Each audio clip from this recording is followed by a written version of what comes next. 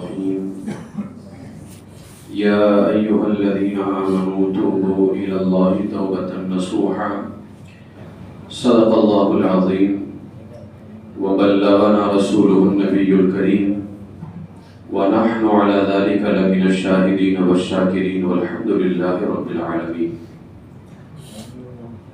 نہایت ہی ادب و احترام اور عقیدت و محبت کے ساتھ گنبد خضرا میں آرام فرمانے والے آقا و مولا امام الانبیاء، دونوں جہاں کے دولہا ارواحنا فدا جناب محمد الرسول اللہ صلی اللہ علیہ وسلم کی بارگاہ بے کس پناہ میں درود و سلام کا نذرانہ پیش کریں۔ اللہم صلی علی سیدنا و مولانا محمد معدن الجود والکرم منبع العلم والحلم والحکم وبارک وسلم صلاة و سلاما علیک یا رسول اللہ صلی اللہ تعالی علیہ وسلم۔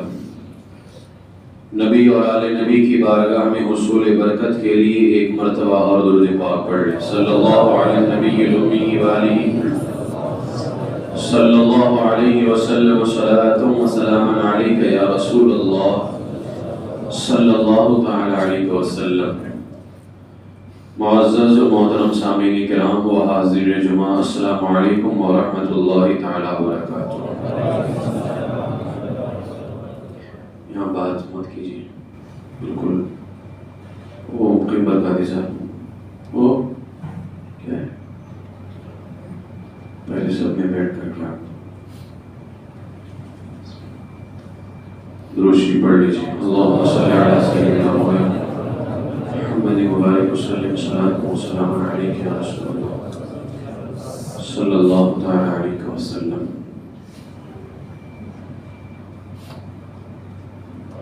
قرآن مقدس میں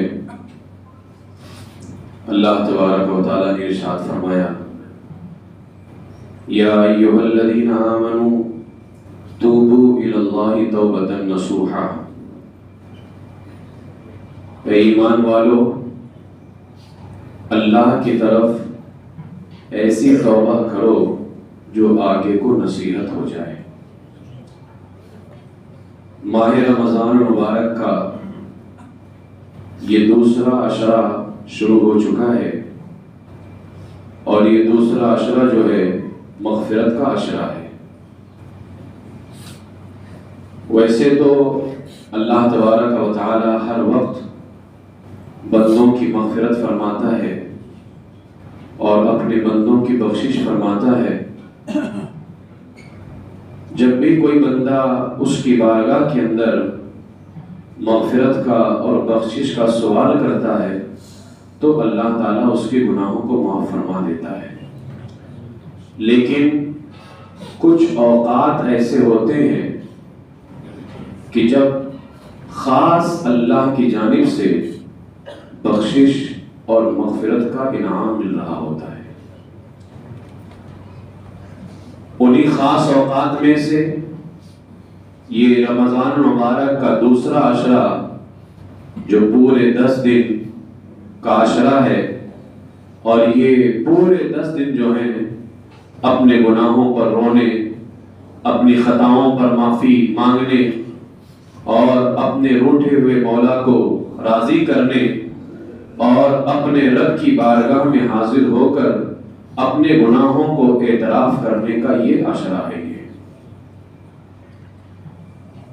اس لیے ان 10 دنوں کے اندر خوب زیادہ سے زیادہ مغفرت کی دعائیں کریں، اور میرے آقا علیہ الصلوۃ والسلام نے حدیث پاک کے اندر ارشاد فرمایا کہ وقت غرغرہ آنے تک، یہ وقت غرغرہ کیا ہے؟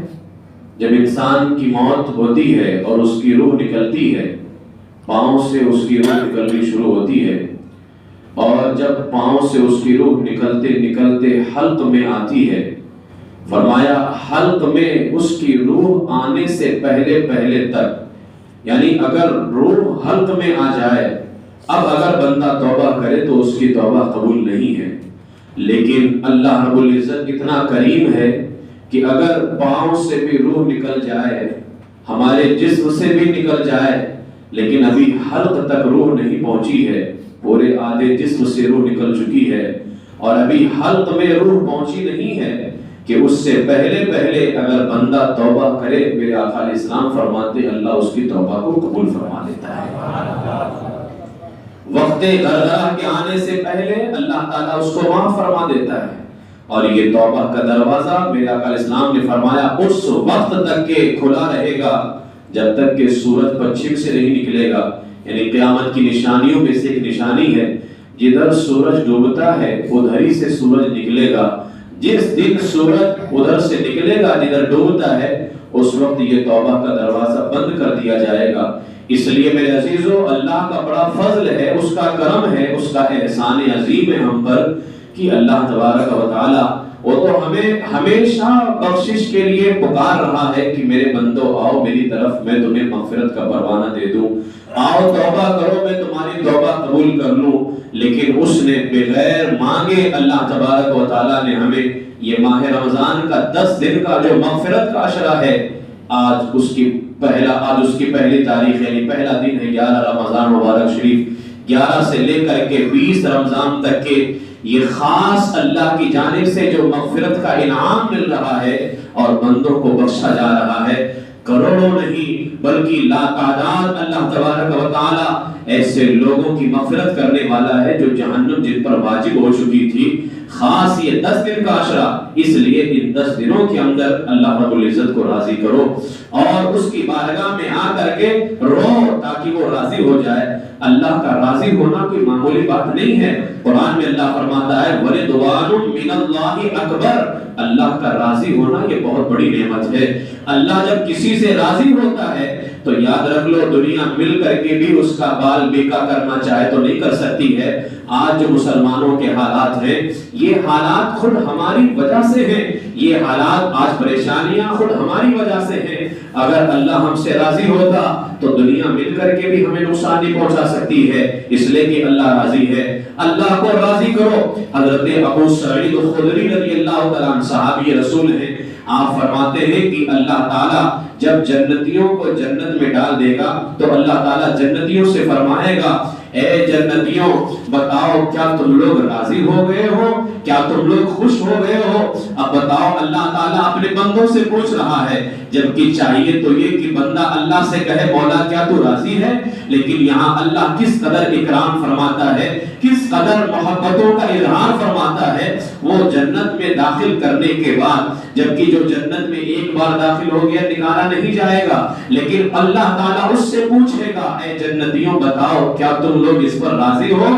تو وہ جنتی کہیں گے اے میرے مولا تو نے ہمیں ایسی نعمت عطا فرمائی ہے جو تو نے کسی اور کو نہیں دی، یعنی تو نے ہمیں جنت جیسی نعمت عطا فرمائی۔ جنت کے اندر بہت ساری آسائشیں ہیں، یہاں بہت سارے آرام ہیں تو نے ہمیں عطا کیے، میرے مولا ہم تجھ سے راضی کیوں نہیں ہوں گے؟ ہم تجھ سے راضی ہیں۔ تو اللہ تعالیٰ فرمائے گا اے میرے بندو میں اس سے بہتر تمہیں نعمت دینے والا ہوں، اس سے بہتر نعمت دینے والا ہوں۔ تو جب اللہ تعالیٰ فرمائے گا کہ میں اس سے بہتر نعمت دینے والا ہوں تو جنتی کہیں گے مولا اس سے بہتر نعمت کیا ہے؟ یعنی جنت میں آ گئے اور جنت کی ہوائیں تو ایسی ہیں، میرے آقا علیہ السلام نے فرمایا جس نے پیدا ہونے سے لے کر کے مرتے دم تک کے صرف مصیبت ہی مصیبت دیکھی ہوگی، کبھی ایک لمحے کے لیے بھی اس کو آرام نہیں ملا ہوگا۔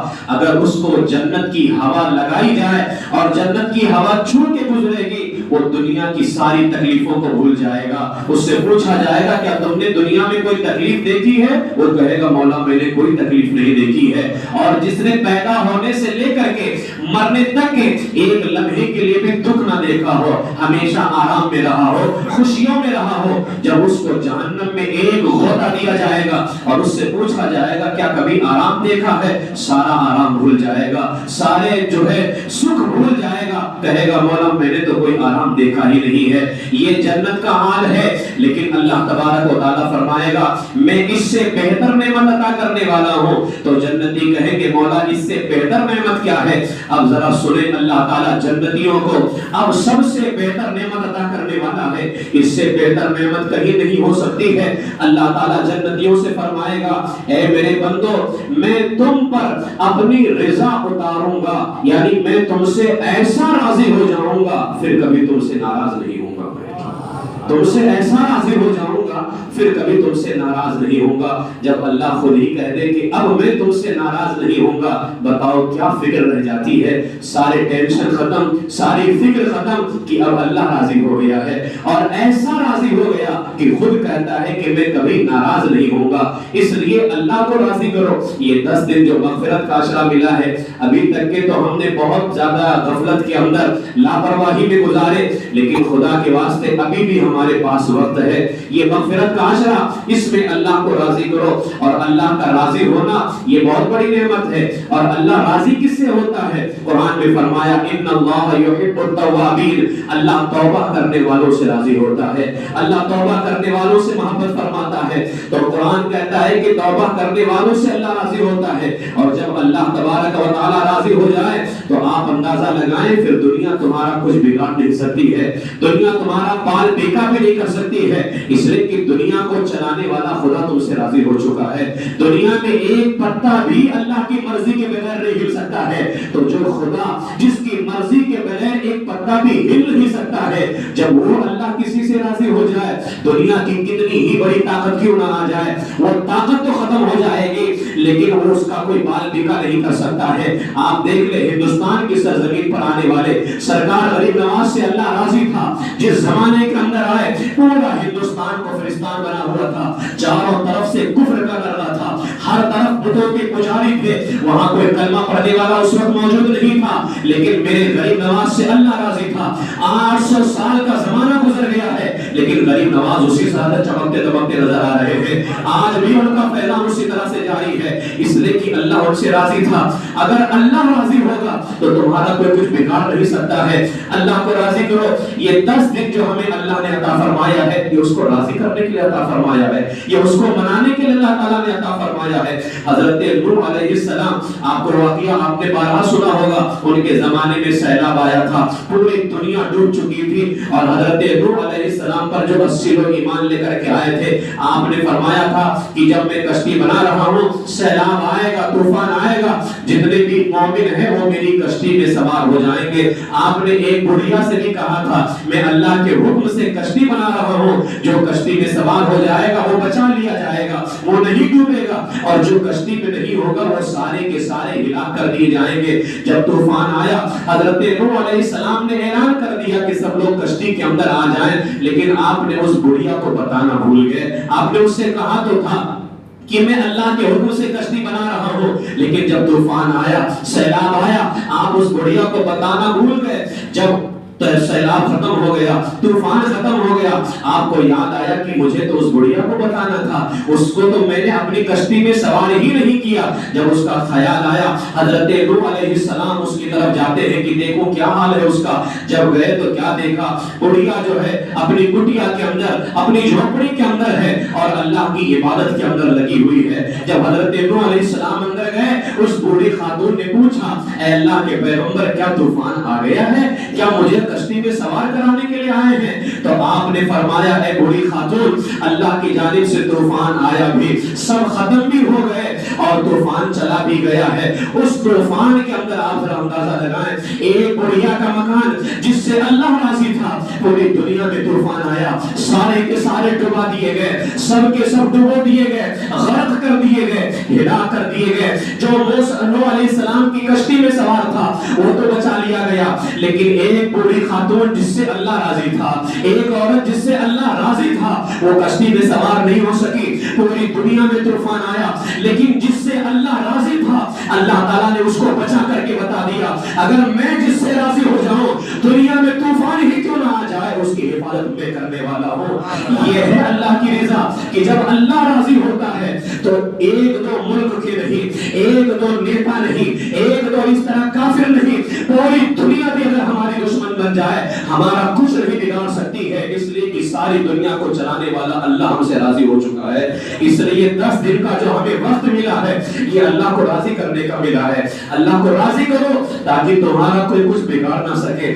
اور ایک روایت کے اندر آیا، ایک غزوہ کے اندر اللہ تعالیٰ اپنے بندوں سے کتنی محبت فرماتا ہے۔ ایک غزوہ میں حضور علیہ السلام تشریف لے کر کے جا رہے ہیں، جب تشریف لے کر کے گئے تو کیا دیکھا میرے آقا علیہ السلام نے؟ ایک عورت ہنڈیا، جو گاؤں وغیرہ میں چولہا جلاتے ہیں اس کے اوپر ہنڈیا رکھتے ہیں، ایک عورت جو ہے ہنڈیا چولہے کے اوپر رکھی ہوئی ہے، اور اب اس پہ جب چولہا جلاتے ہیں تو پھونکنی سے اس کو پھونکا جاتا ہے، اور جب پھونکا جاتا ہے تو آگ کے جو شعلے ہوتے ہیں وہ ذرا بلند ہوتے ہیں، تھوڑا دور تک کے پھیلتے ہیں۔ جب وہ عورت اس آگ کے اندر پھونکتی تھی، جب اس کے شعلے تھوڑا بڑھتے تھے، اس عورت کا بچہ جو ہے وہاں پر بیٹھا ہوا تھا، چھوٹا سا بچہ تھا۔ جب آگ بڑھتی تھی تو عورت ڈر کی وجہ سے کہیں یہ آگ میرے بچے کو نہ لگ جائے، وہ اپنے بچے کو اٹھاتی اور تھوڑی دوری پر لے کر کے جاتی، پھر جب آگ کم ہو جاتی پھر اٹھا لے کر کے آتی، پھر جیسے ہی آگ تھوڑی بڑھتی پھر اپنے بچے کو اٹھا کر کے تھوڑا دوری پر لے کر کے جاتی۔ عورت کا یہ سارا معاملہ رسول پاک علیہ السلام دیکھتے رہے۔ جب یہ معاملہ دیکھتے رہے میرے آقا حضور علیہ السلام جو ہے اس عورت کے پاس میں گئے، آپ نے فرمایا کیا تو اپنے بچے سے اتنی محبت کرتی ہے؟ اب اس عورت نے بارگاہ رسالت مآب علیہ السلام میں حضور علیہ السلام سے کیا سوال کیا، ذرا اندازہ لگانا۔ اس عورت نے کہا یا رسول اللہ، کیا اللہ تعالیٰ اپنے بندوں پر اتنا ہی مہربان ہے جتنا میں اپنے اس بچے پر مہربان ہوں؟ یعنی جب آگ بڑھتی ہے میں اپنے بچے کو اٹھا کر کے دور لے کر کے جاتی ہوں، کیا اللہ تعالیٰ بھی اپنے بندوں پر اتنا ہی مہربان ہے؟ ذرا قرآن دیکھو اللہ کیا فرماتا ہے، وَاسْتَغْفِرُوا رَبَّكُمْ ثُمَّ تُوبُوا إِلَيْهِ، اپنے رب کی بارگاہ میں استغفار کرو، اپنے رب کی طرف پلٹ کر کے آؤ۔ إِنَّ رَبِّي رَحِيمٌ وَدُودٌ، میرے آقا علیہ السلام کی زبانی اللہ نے کہلوایا، میرے محبوب تم کہہ دو بے شک میرا رب مہربان بھی ہے اور محبت کرنے والا بھی ہے۔ جب اس عورت نے کہا کیا اللہ تعالیٰ اپنے بندوں پر اتنا مہربان ہے جتنا میں اپنے بچے پر مہربان ہوں؟ اگر آگ بڑھتی ہے میں بچے کو دور لے کر کے جاتی ہوں، یا رسول اللہ بتائیں کیا اللہ بھی اتنا مہربان ہے؟ میرے آقا علیہ السلام نے فرمایا ہاں اللہ اس سے بھی زیادہ مہربان ہے، جتنا تو اپنے بچے پر مہربان ہے اللہ تعالیٰ اس سے بھی زیادہ اپنے بندوں پر مہربان ہے۔ تو اس نے کہا یا رسول اللہ اگر اللہ تعالیٰ اپنے بندوں پر اتنا مہربان ہے تو میں تو اپنے بچے کو آگ میں ڈالنا پسند نہیں کرتی، ڈالنا تو دور کی بات ہے، اگر آگ بڑھتی ہے تو اپنے بچے کو اٹھا کر کے دور لے کر کے جاتے ہوں۔ تو یا رسول اللہ بتائیں کیا اللہ اپنے بندوں کو آگ میں ڈالے گا؟ یعنی اس نے سوال کر لیا کہ میں اپنے بچے کو تو آگ میں نہیں ڈال سکتی، لیکن اللہ تعالیٰ تو جتنا میں مہربان ہوں اس سے زیادہ اللہ اپنے بندوں پہ مہربان ہے، تو کیا اللہ اپنے بندوں کو آگ میں ڈالے گا؟ حضور علیہ السلام سے اس نے سوال کیا، سر جھکا دیا اور میرے آقا علیہ السلام رونے لگے۔ تھوڑی دیر کے بعد سر اٹھایا اور سر اٹھا کر کے فرمایا اللہ تعالیٰ اپنے بندوں کو عذاب نہیں دیتا ہے لیکن ان کو دیتا ہے جو سرکش ہو جاتے ہیں، ان کو دیتا ہے جو نافرمانی کرتے ہیں، ان کو دیتا ہے جو اللہ پر ایمان نہیں لاتے۔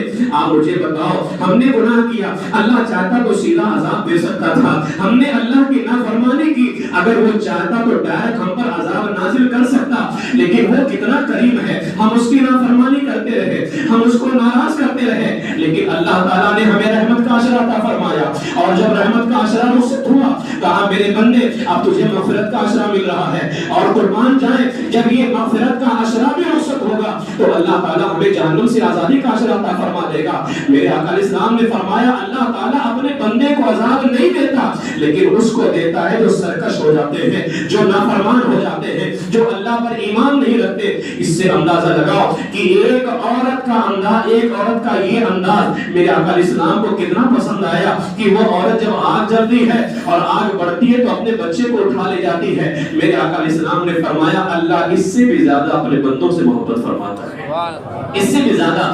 حضرت حذیفہ رضی اللہ تعالیٰ عنہ یہ صحابی رسول ہیں, آپ فرماتے ہیں کہ آپ نے مسجد اقصیٰ کا ذکر کیا. جب مسجد اقصیٰ کا ذکر کیا تو حضرت سلیمان علیہ السلام نے مسجد اقصیٰ جو ہے سونے ہیرے جواہرات سے بنایا تھا. جب یہ بات آئی تو جو ہے میرے آقا علیہ السلام نے فرمایا ہاں بنی اسرائیل نے گناہ کیا, یہ گناہ کرنے کی وجہ سے آج ہم پر عذاب نازل ہو رہا ہے. جب بنی اسرائیل نے گناہ کیا تو میرے آقا علیہ السلام نے فرمایا اللہ نے ایک ظالم بادشاہ پیدا کیا جس کا نام تھا بخت نصر. اس بادشاہ نے کیا کیا, بنی اسرائیل پر حملہ کیا, اور جو مسجد اقصیٰ کے اندر خزانے تھے جن خزانوں سے سلیمان علیہ السلام نے مسجد اقصیٰ کو بنایا تھا, جب وہ خزانے اس نے نکالا, جانتے ہو کتنی گاڑیوں میں لے کر کے گیا؟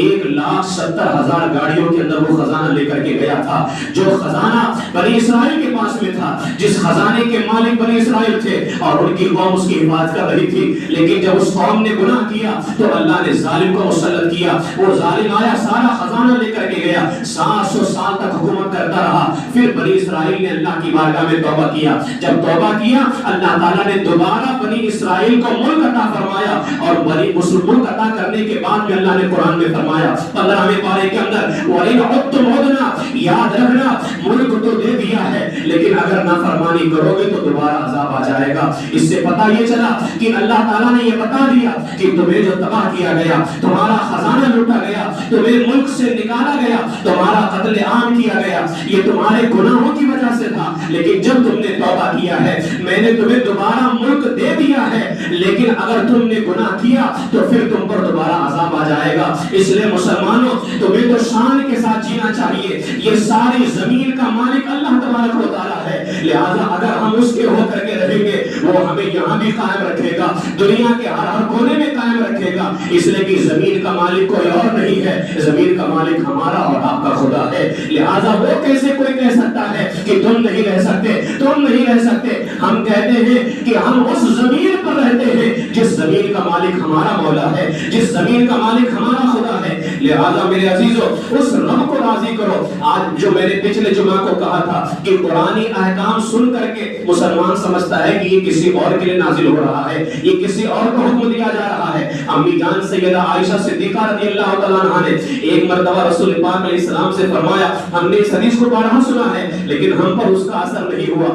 امی جان سیدہ عائشہ صدیقہ کون ہے؟ میرے آقا علیہ السلام کی محبوبہ ہیں. حضور علیہ السلام ان سے محبت فرماتے ہیں, جو حضور کو چاہے تو اس کا مقام بلند ہو جاتا ہے, جس کو حضور خود چاہے بتاؤ اس کا مقام کتنا بلند ہوگا. امی جان نے کہا یا رسول اللہ جس دن سے آپ نے بتایا ہے کہ قبر مردے کو دباتی ہے, یہ حدیث پاک ہے کہ قبر جو ہے مردے کو دباتی ہے. آپ ذرا سنیں, کیا یہ رسول اللہ نے امی جان سے کہا تھا کہ آپ کو قبر دبائے گی؟ لیکن امی جان نے کہا یا رسول اللہ جس دن سے آپ نے بتایا ہے کہ قبر مردے کو دباتی ہے اس دن سے میری راتوں کی نیند اڑ گئی ہے, میں راتوں کو سو نہیں پاتی کہ قبر مردے کو دباتی ہے. تو جب امی جان نے اس طرح اپنی پریشانی کا اظہار کیا تو میرے آقا اسلام نے فرمایا عائشہ گھبراؤ نہیں, قبر گنہگار مردوں کو دباتی ہے لیکن جو اللہ کے نیک بندے ہوتے ہیں جس سے اللہ راضی ہوتا ہے اس کو قبر ایسے دباتی ہے جیسے ماں محبت سے اپنے بچے کو دبایا کرتی ہے. اس لیے اللہ کو راضی کرو. یہ 10 دن ملے ہیں, یہ 10 دن اللہ کو راضی کرو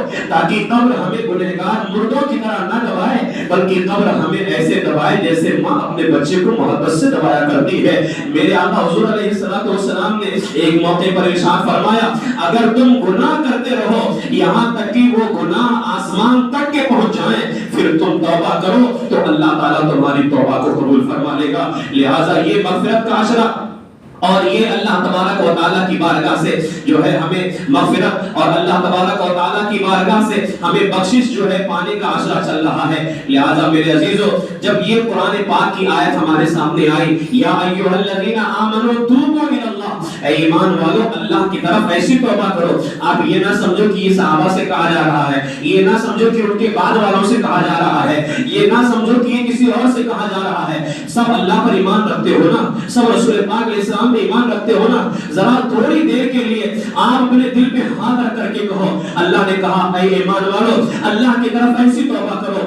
آپ ذرا تصور کرو یہ اللہ کسی اور سے نہیں مجھ سے کہہ رہا ہے کہ اے میرے بندے تم مجھ پر ایمان ایمان رکھتا ہے, میرے رسول پر ایمان رکھتا ہے, تو میری طرف پلٹ کر کے آ جا.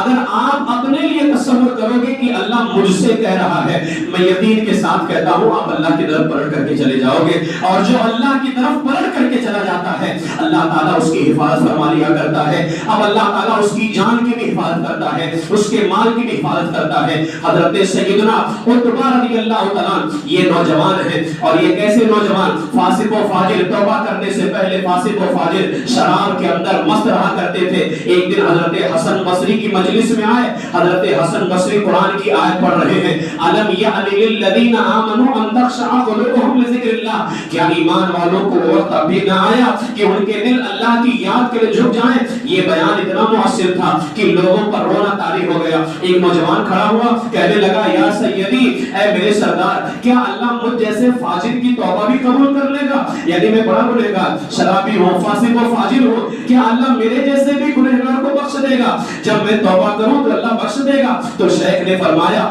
بے شک اللہ تیری توبہ قبول کر لے گا. جب عتبہ غلام نے یہ بات سنی, ذرا اندازہ لگائیں کہ اللہ تعالیٰ معاف بھی کر دیتا ہے اور اللہ تعالیٰ کرم کی بارش بھی فرمایا کرتا ہے. یہ نہیں دیکھتا ہے کہ اس نے گناہ کر کیا تھا, میں نے معاف کر دیا وہی بہت ہے. نہیں, اللہ تعالیٰ معاف بھی کرتا ہے اور تم پر بے شمار اکرام فرماتا ہے, بے شمار کرم کی بارش کرتا ہے. حضرت عتبہ نے جب توبہ کی, جب اتنا سنا کہ اللہ میری توبہ قبول کر لے گا, سنا سننے کے بعد ان کا چہرہ پیلا پڑ گیا, سارا بدن کانپنے لگ گیا. حضرت عتبہ چلائے اور غش کھا کر کے گر پڑے. جب ان کو ہوش آیا, حضرت حسن بصری ان کے قریب آ کر کے کچھ اشعار پڑھتے ہیں جن کا ترجمہ یہ تھا, اے عرش کے رب کی نافرمانی کرنے والے نوجوان, کیا تو جانتا ہے کہ گنہگاروں کی سزا کیا ہے؟ نافرمانوں کے لیے گرجنے والا جہنم ہے جس میں گرج ہوگی, اور جس دن پیشانیوں سے پکڑے جائیں گے اس دن غضب ہوگا. بس اگر تو آگ برداشت کر سکتا ہے تو اللہ کی نافرمانی کرتے رہے, اور اگر نہیں برداشت کر سکتا ہے